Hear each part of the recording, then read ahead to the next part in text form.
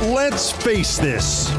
Trump has already lost the tariff wars he finally claimed he paused yesterday without really pausing them. Already lost. Only took him 8 days.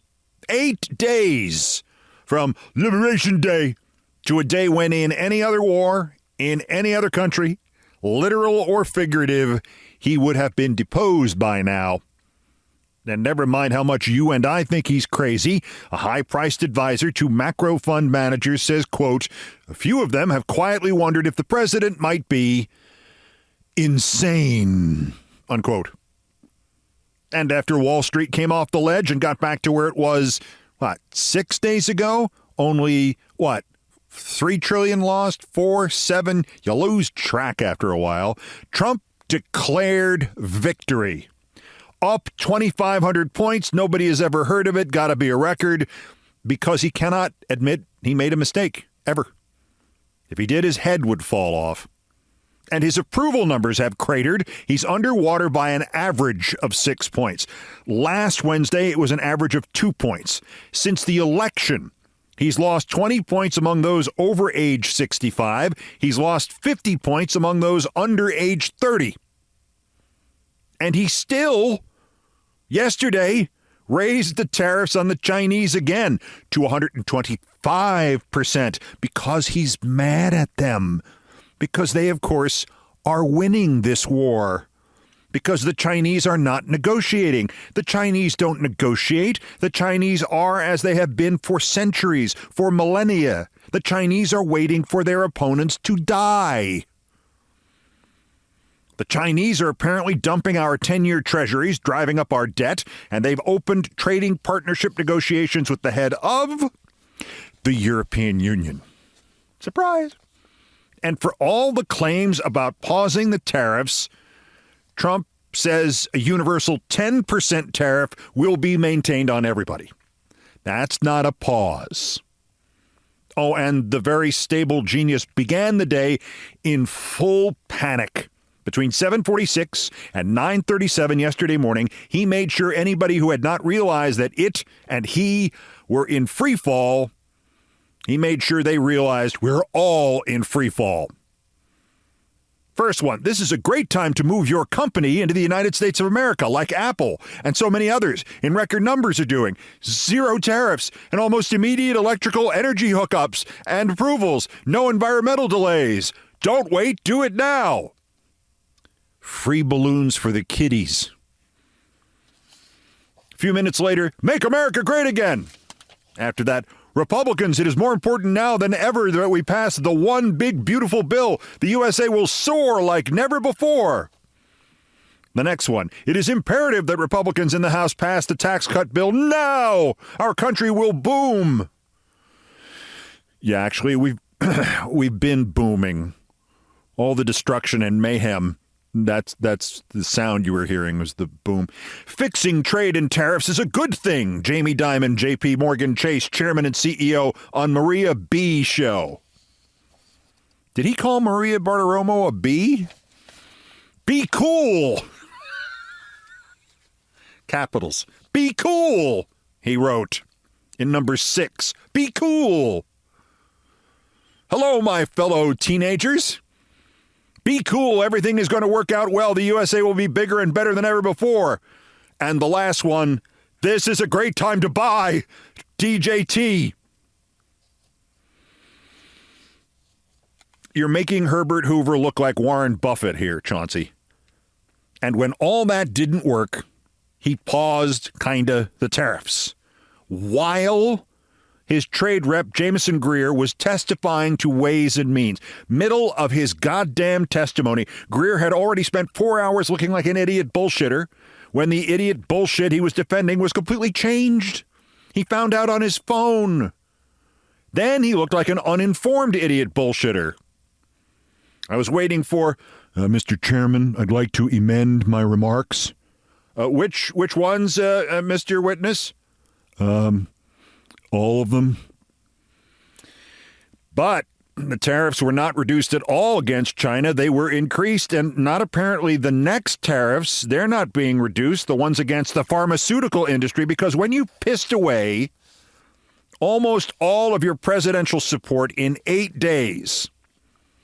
The first thing you want to do then is drive up everybody's cost at the pharmacy counter.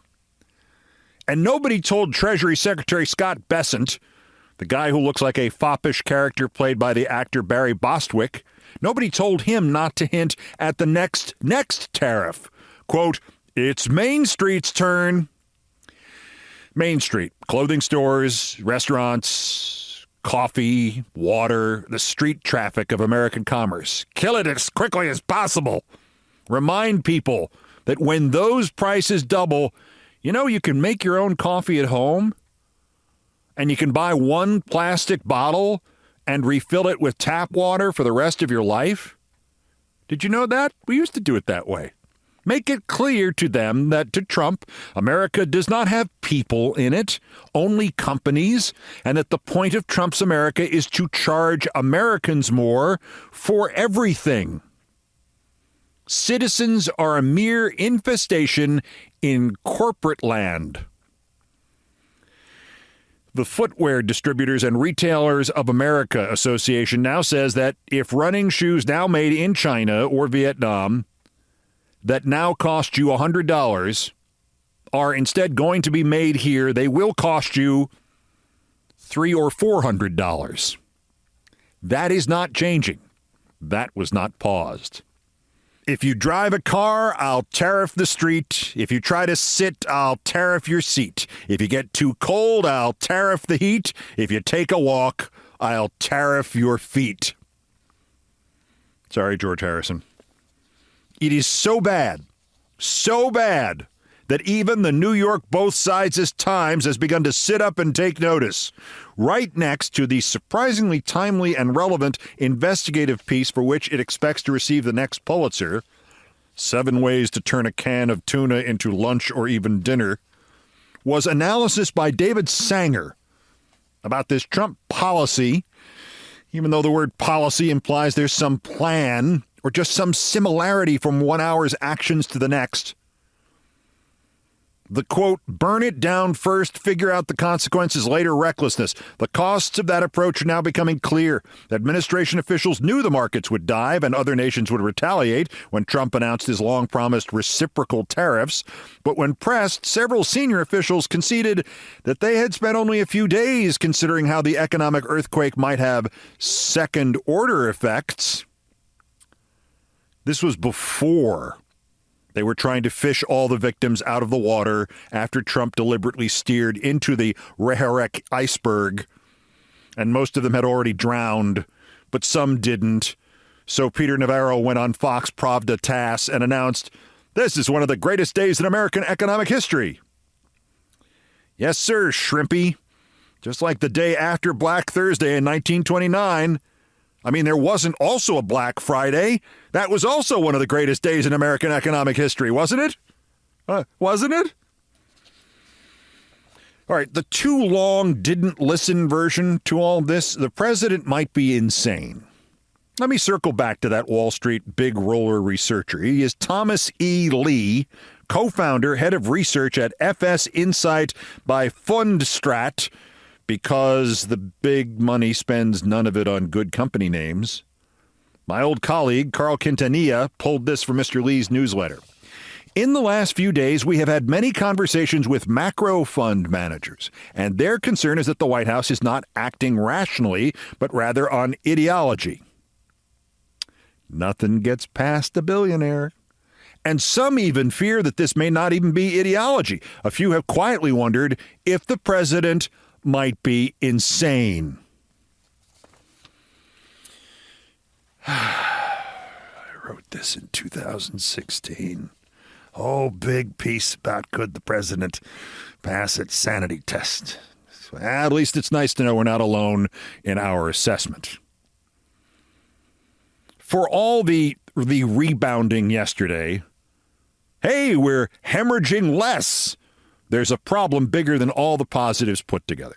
This is from Stephen McDonnell, the BBC's man in China, a sharp Australian who was about a month ahead of every other Western correspondent on that little story coming out of there a few years ago called COVID. Quoting him, latest message from Beijing via a state media account. Well, that's the way he talks. Linked to China's Central Television. Washington is trying to defeat countries one by one, but that China will back the multilateral trade system. It says don't go to Trump with your begging bowl. It's what he wants to steamroll you. The message that Trump is lining up countries to steamroll them one at a time could resonate well in the region. Developing countries like Cambodia, Laos, and Vietnam are all being hit hard by his tariffs. Now Xi Jinping calling for increased supply chain cooperation with them, unquote. The problem for us financial laymen is that Trump may now pretend it's all better, and much of Wall Street may too. Certainly yesterday's numbers suggested that. We're only losing this ball game 132-61 now. But China is now out to kill us financially. And they're doing it. And every one of our allies, whom Trump threatened with a gun, now realizes that was just his finger he was pointing, concealing it in his pocket, and he's got really puny, tiny fingers, and they're not loaded, and they're impotent.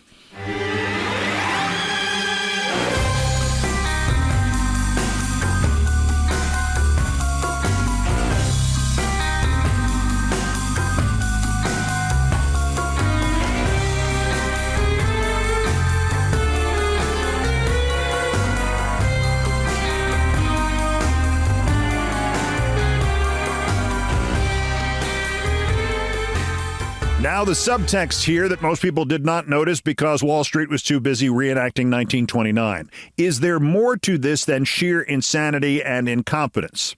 Did Trump crash the stock market deliberately, as he boasted online semi-trollingly, so that his insiders could make money?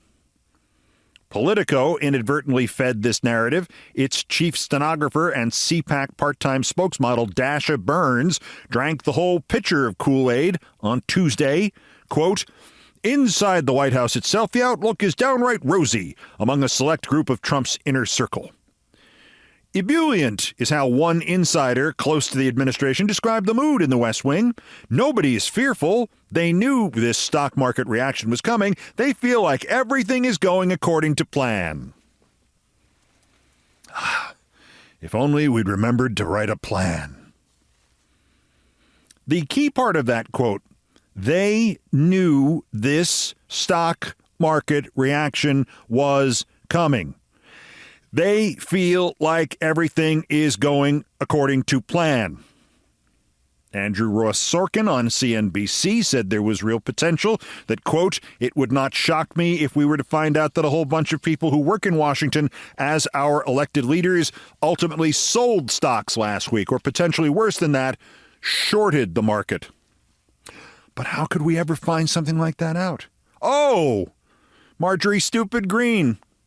Here it is on a website called Sludge, that's readsludge.com, investigative journalism on money in politics. Quoting them, Representative Marjorie Taylor Greene, R for GA, and we know what the R stands for, a close ally of President Trump, invested as much as $750,000 in U.S. Treasury bonds from mid to late March, according to transaction disclosures reviewed by Sludge. The purchases made in 3 transactions between March 17 and March 25 align with her vocal support for Trump's recently imposed tariffs.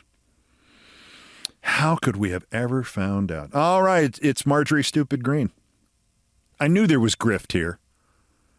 That's not real insight. There's grift everything, in everywhere. Anything he does is grift. And I knew it as soon as I heard Rand Paul as the sole voice of reason. The tariffs debate, he said, the whole tariffs debate is so fundamentally backwards and upside down, it's based on a fallacy, and the fallacy is this, that somehow in a trade someone must lose. That somehow when you trade with someone, someone is taking advantage of you. I have a trade deficit with my grocery store. The billionaire Ken Langone attacked Trump. The tariff on Vietnam was bullshit, according to Langone. Musk attacked Navarro. Navarro attacked Musk. Scott Bessent's mentor, a billionaire named Druckenmiller, posted, "I do not support tariffs exceeding 10%. Incidentally, I think they're going to make Bessent take the fall here. He just looks like the guy who takes the fall.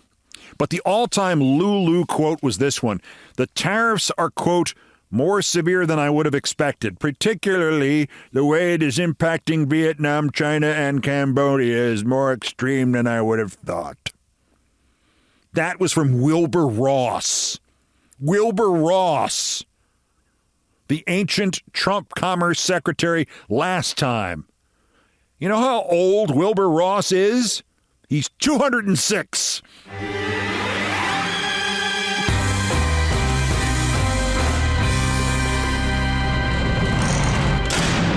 Of course, this time, Trump continues to have only the best people. The inflatable rubber raft, known as Kristi Noem, has now been accompanied by the fascist, stochastic terrorist influencer who smears liberals. And they gave her a dress-up outfit, too, so she and the dog killer pretended to arrest criminals, even though a civilian can't really legally pretend to be part of Homeland Security. Then the Attorney General, Bondi. Pam got backed into a corner by a reporter, admitting that they had deported innocent people. And when they pointed this out to her, that she had been backed into a corner, she just walked away from the microphone because she is drowning in this job. And you probably didn't hear this one, but one of Marco Rubio's bodyguards has been arrested in Belgium. This was at the end of last month. The Brussels Times reports Brussels police took a diplomatic security service shift supervisor, don't say that 5 times fast, into custody at the Hotel Amigo when they alleged he got violent with hotel staff because they would not reopen the bar after hours, which that night would have been at midnight. The embassy got him released. I smell the next head of the Secret Service. Then there's Dan Bongino, new deputy director to the FBI director, Popeye. More on the FBI director, Kash Patel, and his guest shot on Russian state television coming up in Worse Persons. But this is about his deputy, Bongino, and the intelligence community's genuine shock that when the Bureau issued a message to its staff, they call it a canvas, asking for volunteer agents to serve on his 24-hour-a-day protective security detail, they asked for a total of 20 agents. They need 20 agents to protect this one skinny, useless guy. Like what, are 8 of them at a time going to surround him on all sides as he walks down the hall?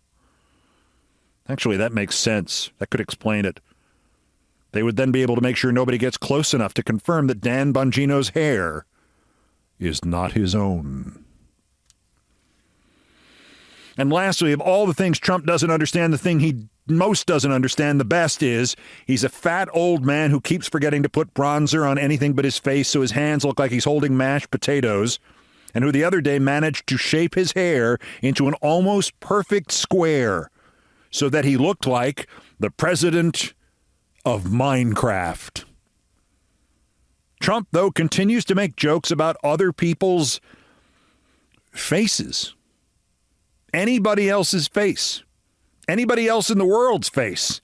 8,062,000,000 faces in the world right now, and his would rank number 8,062,000,000th, and he still says crap like this. Adam Shifty Shifts. Can you believe this guy? He's got the smallest neck I've ever seen. And the biggest head. We call him watermelon head. I'd say, how could that big fat face stand on a neck that looked like this finger? Fortunately, Trump has enough extra necks and chins to take care of Schiff. And the entire Senate, for that matter.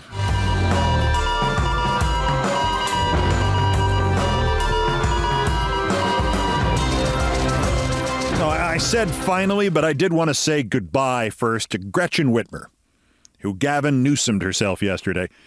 First, the governor of Michigan came out in favor of tariffs. Some tariffs, anyway. On the day Trump would punt some tariffs.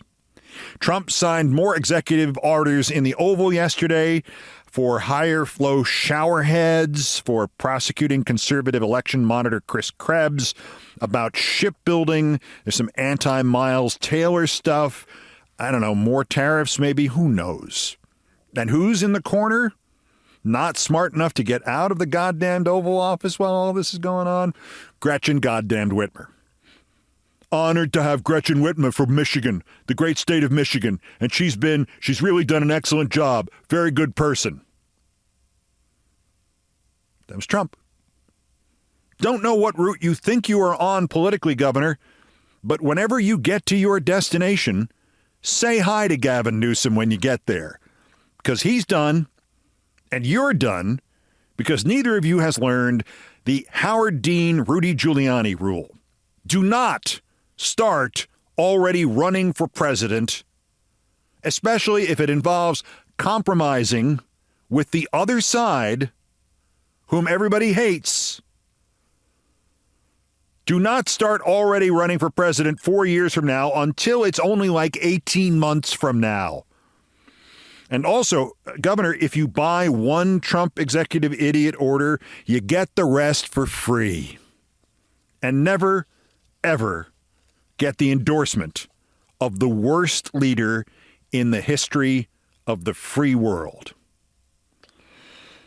Bye now, Gretchen. Also of interest here in an all-new edition, watching Laura Ingraham carrying all that water for Trump still, lying without pause, even last night, as his Titanic goes to the bottom, bobs back up to the top, then goes to the bottom again. This reminds me of my dates with her. You heard me.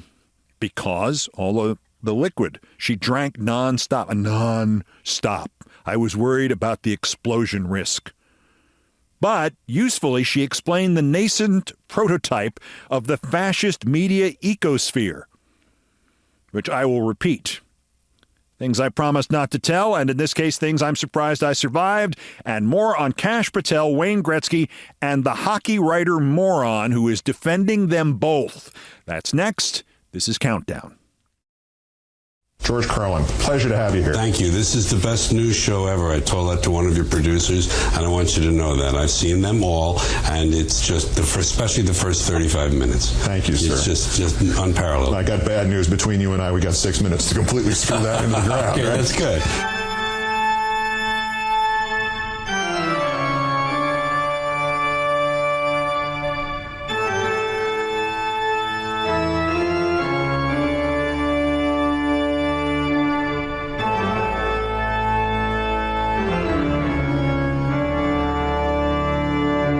Still ahead in this edition of Countdown. Well, I needed to bring George back here just for the moment because I needed the help today. I'm going to spare you the details. They're actually good, but discerning regular listeners may hear a roughness to my voice, a side effect of some heavy-duty medication for a heavy-duty gut problem. Gut, I hope, not guts, but it's playing Jiminy Ned with my stamina. So, still ahead.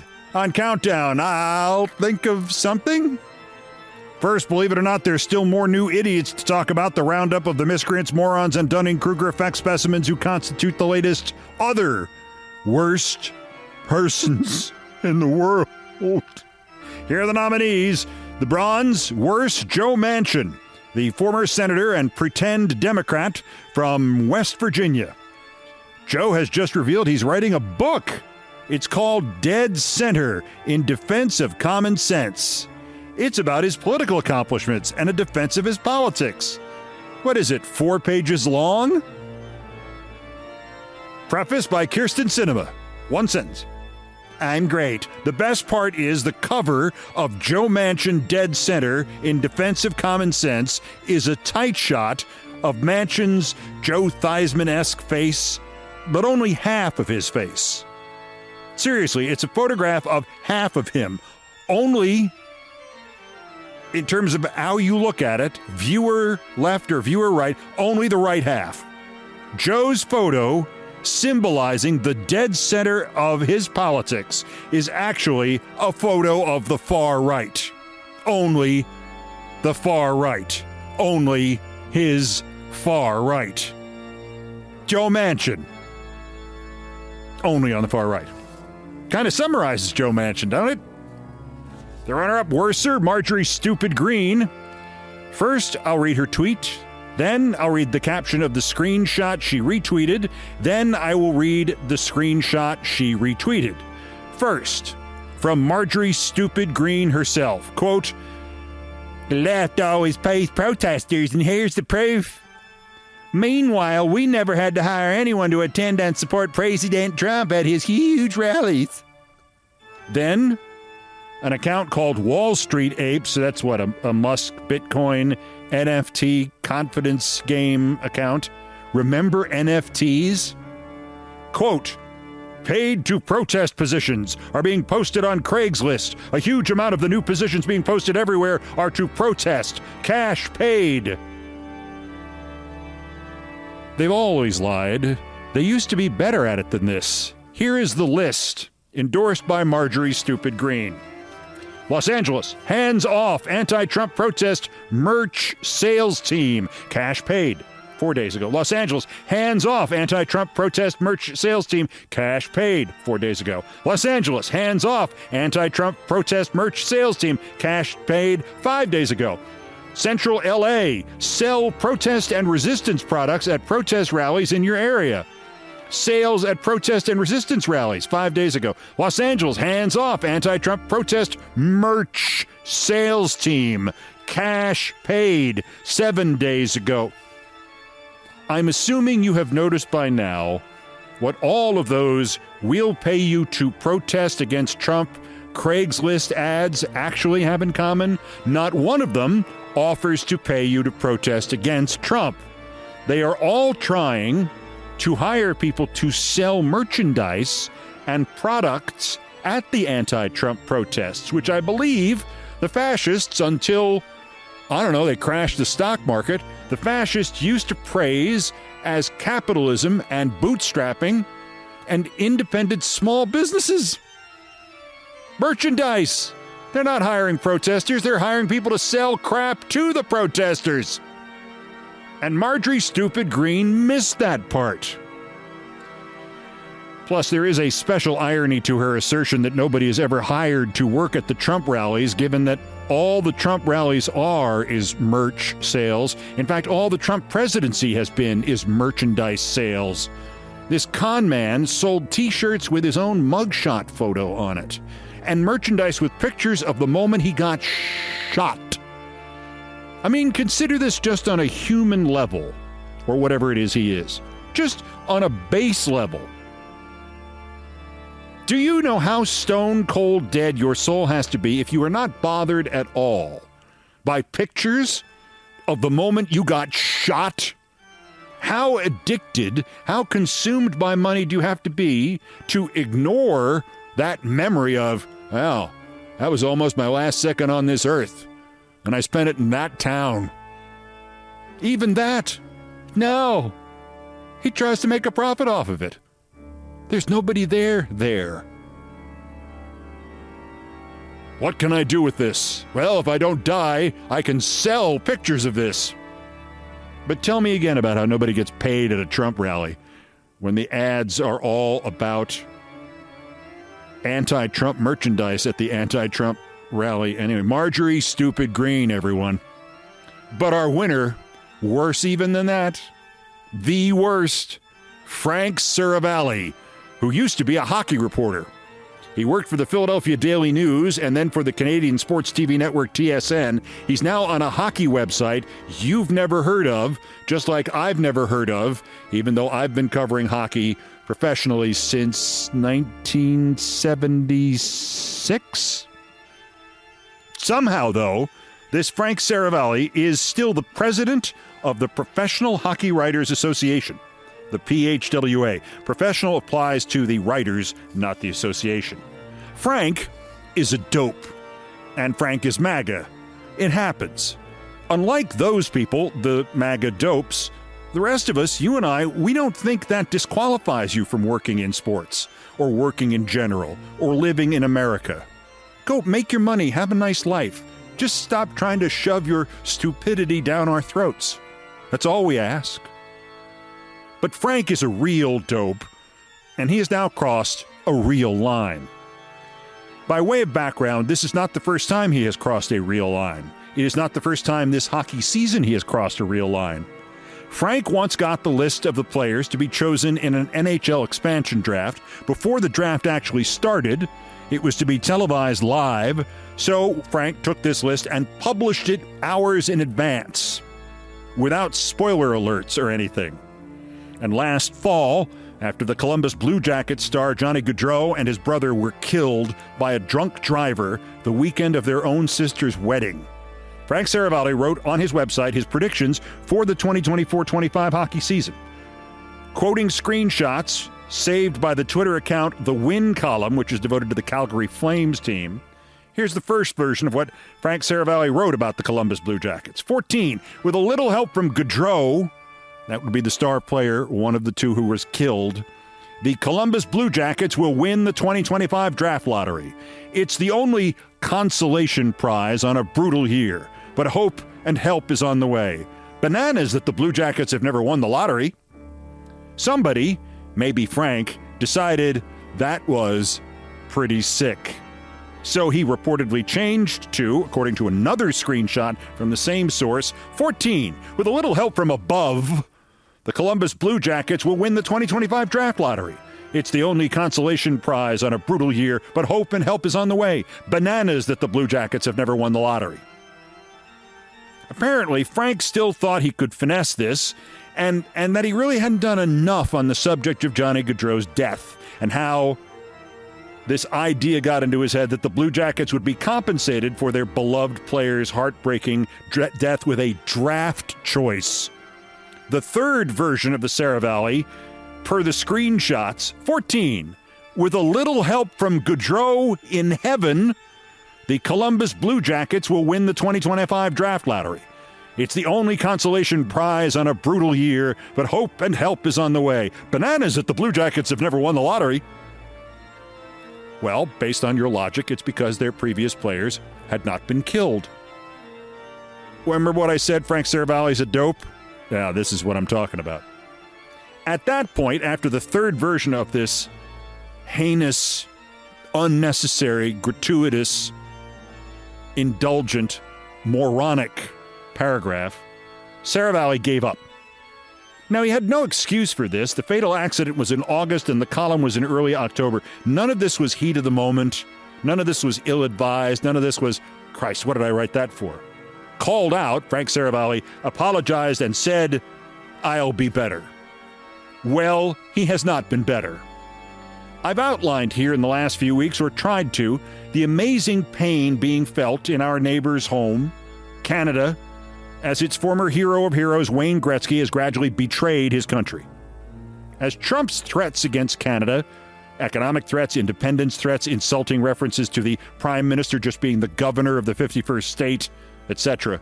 As Trump's done that, Gretzky has incredibly, mysteriously, self-destructively gotten closer and closer to Trump.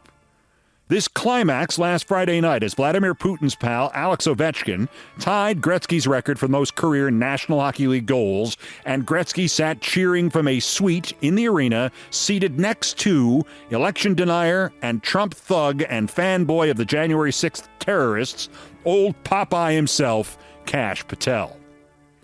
Hockey people in both countries, especially Wayne's friends in Canada, have tried to explain to him what he's doing to the nation of his birth and thus to himself. Hockey, which among all sports does a fairly good job of keeping politics out, or at least at arm's length, hockey seems to have uniformly tried to help Wayne steer out of this skid, and lots of people would have been upset if for some reason Wayne Gretzky had been accompanied at that game by the former FBI director Chris Wray, or if he'd been accompanied by J. Edgar effing Hoover for that matter. But that's not the way Frank Saravalli, whose organization represents all the hockey writers in both Canada and the U.S., that's not the way he sees it. This, he said on some podcast, is an unfair attack on Gretzky's patriotism and on Kash Patel. Saravalli called this all political BS. Here is the clip. And as you rage over it, I will explain specifically why Saravalli is so wrong and why this time he is, once again, such an asshole. The continued political BS that came on the back end of Wayne Gretzky celebrating it with the ultimate class, as he always does, Alex Ovechkin. He brought the FBI director, Kash Patel, to the last couple games. Okay, so what? Kash Patel is a hockey guy. Go look it up. Go watch the video and photos of Kash Patel playing hockey. Guy's a legit hockey guy. So because he's a Republican, because he's in a Republican office, all of a sudden we can't have that. Wayne Gretzky is a traitor. Okay, let's start at that beginning. Frank Saravalli called the attack on Gretzky and Patel, quote, political BS. Well, the attack on Wayne Gretzky isn't political BS because it's a little bigger than that. Patel's boss threatened to crush Canada economically and force it to become part of the United States. Implied in this, eventually, something more than economic pressure would be brought onto the states. Force it to become part of the United States. And while he's doing that, Gretzky's at Mar-a-Lago wearing one of the Trump fascist hats and sitting next to Kash Patel at this landmark moment in hockey history. And the attack on Patel isn't political BS either, because Patel is not just, as Saravalli just put it, a Republican in a Republican office. His aforementioned predecessor, Christopher Wray, FBI director, was also a Republican. And by the way, that's supposed to be neither a Republican nor a Democratic office, unless you have a corrupt president in charge. Joe Biden had a Republican. Donald Trump had a nominal Republican who's actually just a Trumpican, a Trump slave, a Trump whore. Kash Patel popularized the exploitation and misuse of our national anthem, mixing in singing with the convicted, sometimes confessed January 6th criminals, with them actually singing, mixing that in along with some of Trump's famous Berchtesgaden speeches, mixed it all together into a revised version of the Star-Spangled Banner. Anybody else in American political history who wrote their own version of the Star-Spangled Banner would have been living now in Trinidad and or Tobago, if they were lucky. Kash Patel believes or pretends to believe the big lie about the 2020 election. It was not fixed. They can keep saying it until the world ends. It doesn't mean it happened. Kash Patel has helped poison America. In 2020, he was accused of risking the lives of 2 American hostages in Yemen by commenting publicly on their rescue before it happened. There was his involvement in Trump's actions that led to Trump being charged under the Espionage Act.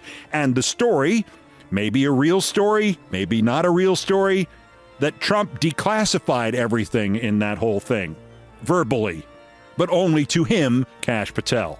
And then there was Kash Patel's insistence in the past month that there was no need for an FBI investigation into this year's security disaster, also touching on Yemen, with the Hegseth Waltz butt dial signal chat. He also, if you can believe this, celebrated Ovechkin tying the Gretzky record by doing an interview with Russian state propaganda television, our director of the Federal Bureau of Intelligence. On Russian TV, where nightly they fantasize about nuking Europe and us. And by us, I mean Canada and the United States. Kash Patel isn't toxic because he's a Republican, Saravalli. He's toxic because he's an irresponsible, seemingly unstable political fanatic, now in charge of and capable of utterly misusing the foremost law enforcement and investigation body in this country. And if for some reason, Frank, he decided to use it against you, you couldn't stop him. And more importantly, he's a hockey guy? Frank Saravalli said this is all okay because he's a hockey guy. Look it up. Look at the video. He played hockey once. He coached some kids' hockey team once. So that makes it okay. I did 3 years of play-by-play of my high school hockey team. I attended my first NHL game in 1969, my first Stanley Cup final game in 1979, covered my first final game in 1980, and I broke, of all things now in the context of what's going on, I broke the story of the Wayne Gretzky trade to Los Angeles.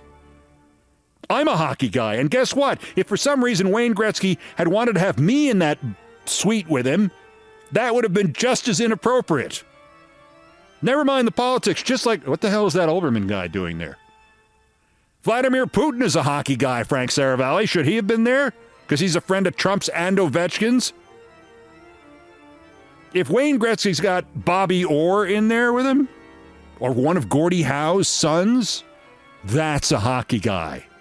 Kash Patel is not a hockey guy. Kash Patel is a psycho guy. And lastly, and ultimately, there is the baseline hypocrisy and arrogance of the Frank Saravallis of this world. He has dismissed the brokenhearted, lost, confused, and angry response over the Gretzky, Trump, America threatens Canada, Gretzky brings a Trump whore to the witness, the tying goal controversy story. Literally one nation's anguish and another nation's queasy guilt. As political BS. He's called that political BS. He's speaking for Canada. Frank Saravalli is from America. And he's calling it political BS, not for the reason that you might call it political BS, because a political flunky and political hatchet man and political thug is there where he shouldn't have been and is intruding on a celebration of hockey history at a time of great stress between two countries, caused entirely by this country, of which he is a citizen, of which he is a supporter of our rogue, crazy president. Intruding on a celebration of hockey history which should have featured no politicians. I don't care if it was Barack goddamned Obama on skates. It's not political BS to Frank Saravalli because there should be some lines between politicians and sports, like when the all-time record is broken, especially if the politicians have threatened to attack the country in which the league in which this is all happening is based. It's political BS to Saravalli because Saravalli is a Republican. And in the face of any criticism of them, all Republicans are, especially the MAGAs, as a colleague of mine used to say in a different context, all Republicans are soft as church music. Kash Patel shouldn't have been there. Wayne Gretzky shouldn't have been sitting next to him. And that great hockey moment should have just been a hockey moment. And Trump and his MAGA assholes should be prevented from trying to exploit everything that happens as if they had anything more to do with it than somehow managing not to screw up remembering where the rink was. Imagine when the Los Angeles Dodgers went to the White House the other day and handed Trump a Dodgers 47 World Championship uniform, if instead of wearing number 47 on that, if that uniform number had been number 42 to represent Jackie Robinson, who just last week Trump tried to erase from history in the Defense Department website. Imagine if they had done that.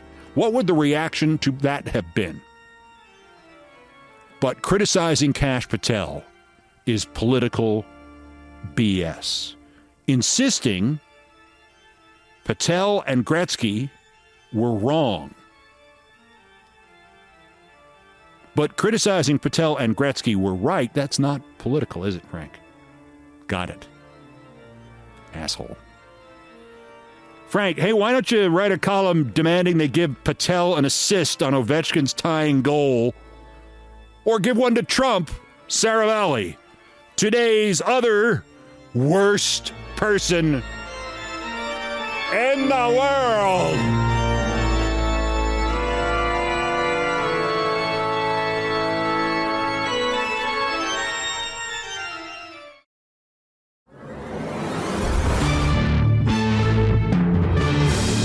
It is important to know that though Laura Ingraham was the first star of MSNBC, literally shown on the cover of the New York Times Magazine in a leopard print skirt in 1995, a year before MSNBC even went on the air, it's why they hired her, the skirt, She did not get her own primetime show in cable news for another 22 years. And she did not get that show until she fully embraced Trump.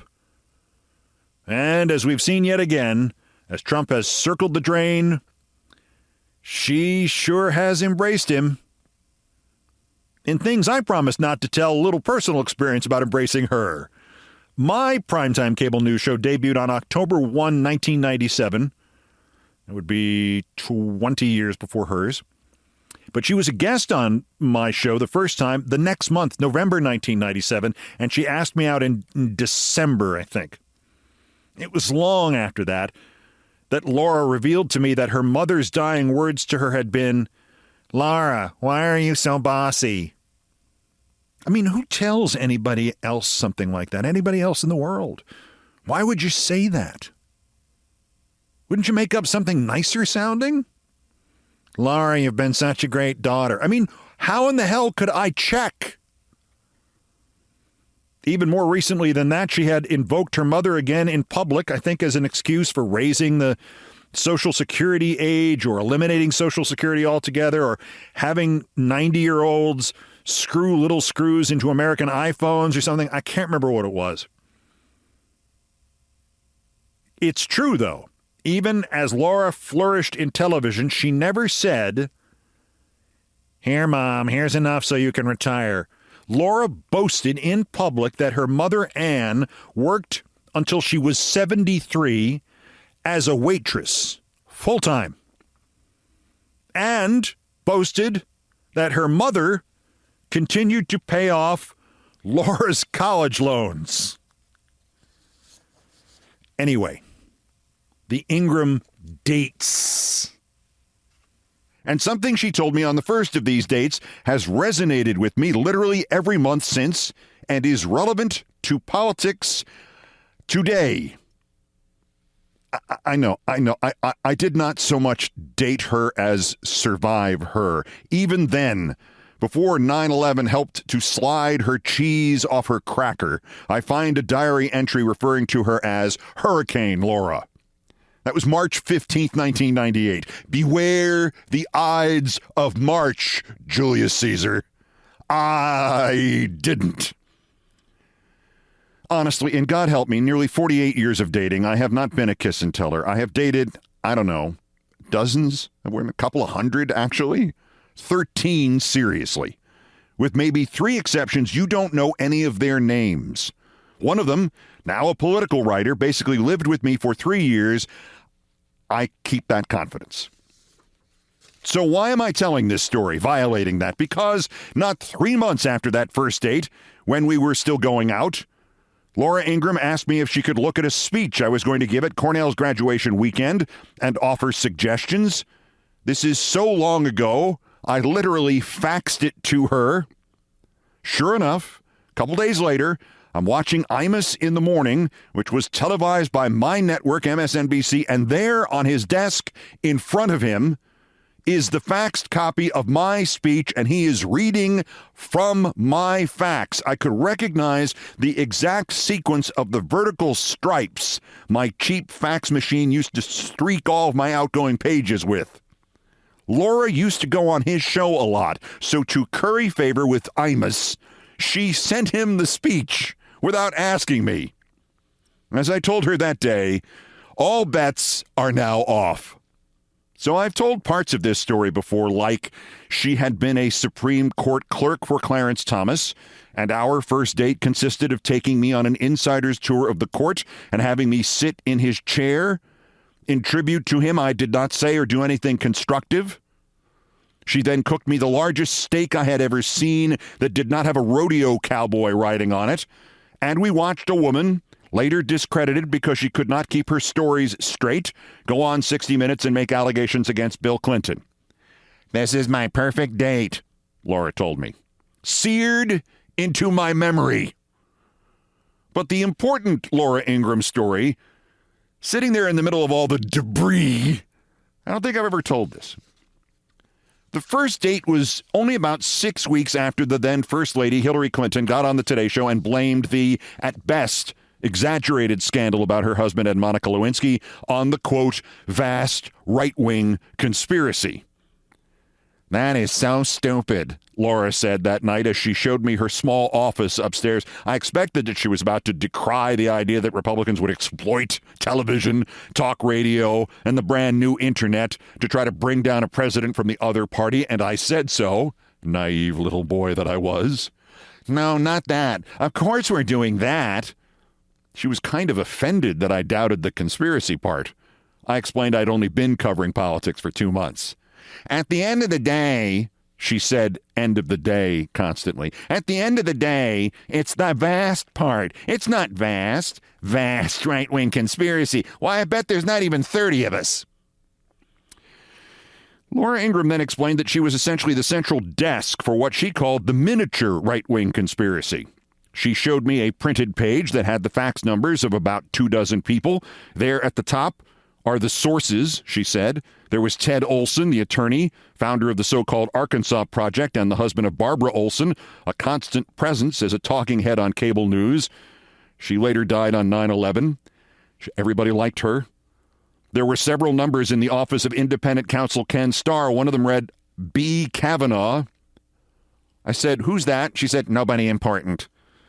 The only other name I remember was Spencer Abraham, who then was a senator from Michigan.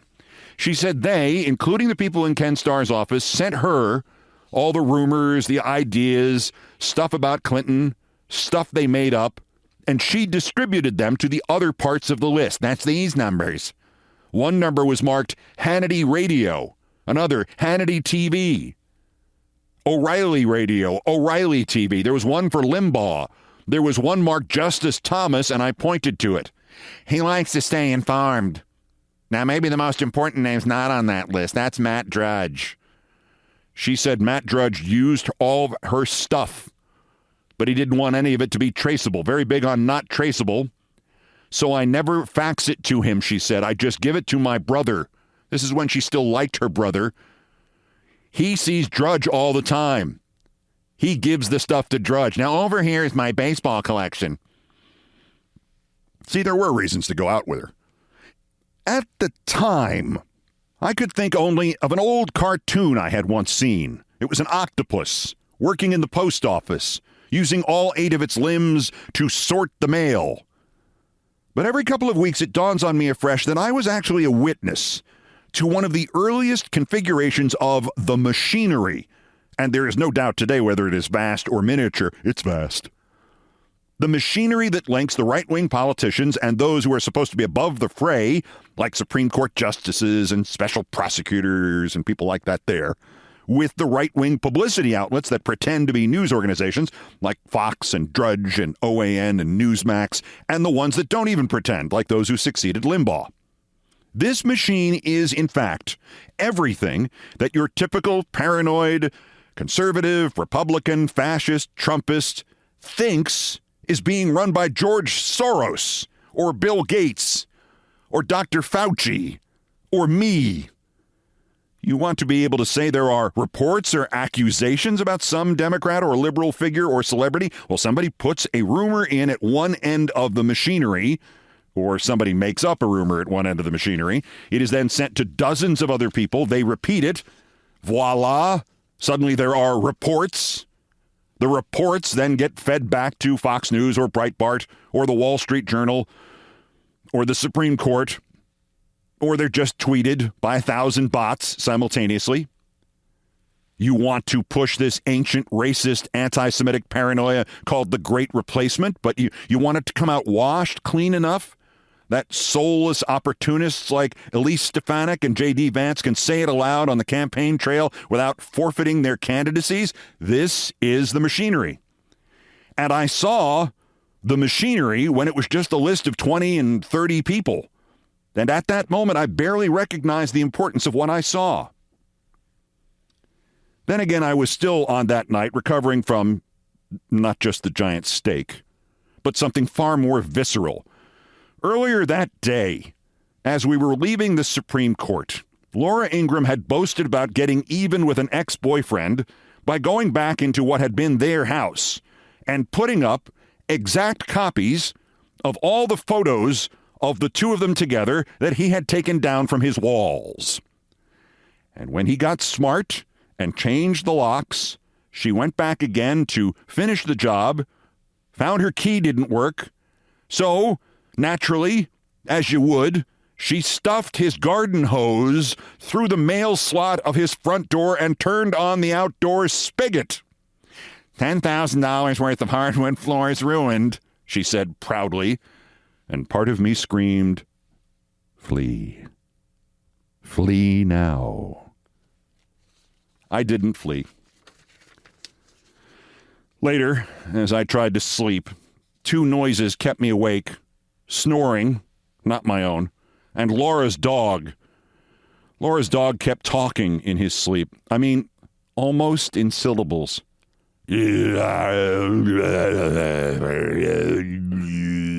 Like that.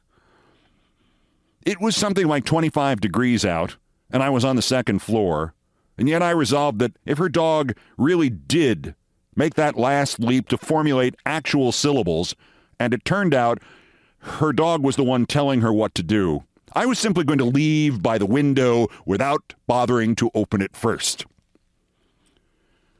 The next morning, Laura and I walked her dog. We got to an empty field. She threw a tennis ball. He went and got it. She cocked her arm back again. He took off. Loving life as he did, she did not throw it. He went 40, 50, 60 feet, then stopped and looked back at her with such disappointment and even a sense of betrayal. And she said loudly, without a trace of affection for him or anything else, "Wait for it." Which is when I realized I was being courted to be the next dog. A few weeks later, back home in New York, I got home from working an early morning shift, filling in for the commentator Paul Harvey at ABC Radio. I was just waking up from a tortured nap when the phone rang. "It's Laura, I'm downstairs. We're going to my old law firm's party at the museum." I said I was exhausted. "We're going, or I'll just stay here at this payphone outside your place calling you all night." We went. The next opportunity probably was going to be me on the wrong end of a hostage drama. Turned out she was not invited to her party. "We're crashing it. I'm going to drink heavily." Frankly, it was a great party. I got to meet Hillary Clinton's mother and her brother. And if you think the fascists are completely sincere about everything, even their neuroses and their paranoia, no, Laura Ingraham hugged Hillary Clinton's mother and Hillary Clinton's brother. They seemed to be friends. Later, we wound up meeting friends of her in the Oak Bar at the Plaza Hotel, where she kept drinking. I was astonished. After about her sixth Cosmopolitan, on top of everything she'd had at the party, she began to droop, her head nodding like a bobblehead doll. Her friend said, "Okay, that's it. We'll take care of the check. You take care of her." She had not gotten a hotel room or anything. And if you've ever heard of anybody who needed to be poured into a cab because they were so drunk, you don't really know what that means until you have to pour them into a cab. Frankly, I wanted to put her in a hotel somewhere, but the spectacle would have made the gossip pages. She basically could not stand up.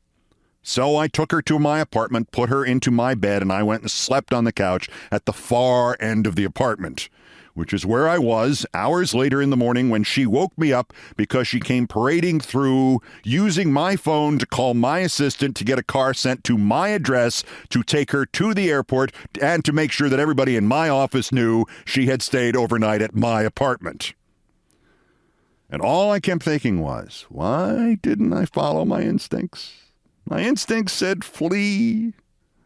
I fleed not. Of course, if I had fled, I would have missed seeing the telephone tree of the miniature right-wing conspiracy, wouldn't I?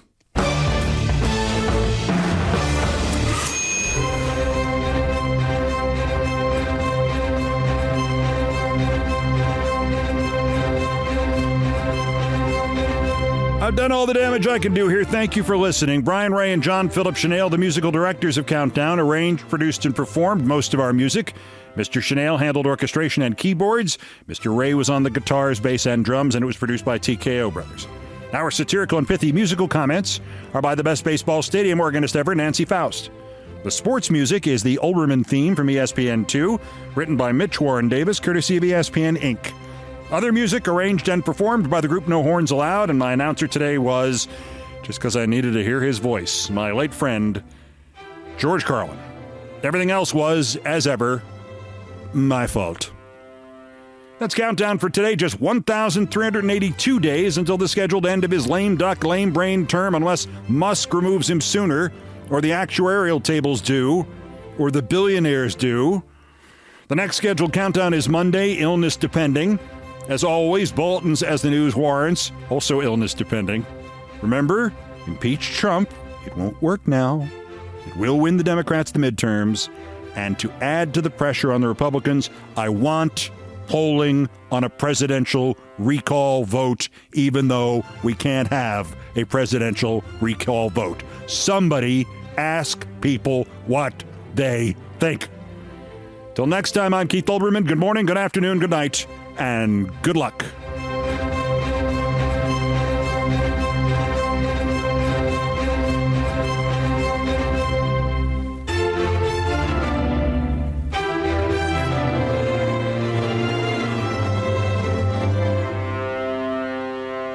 Want some food? Do you?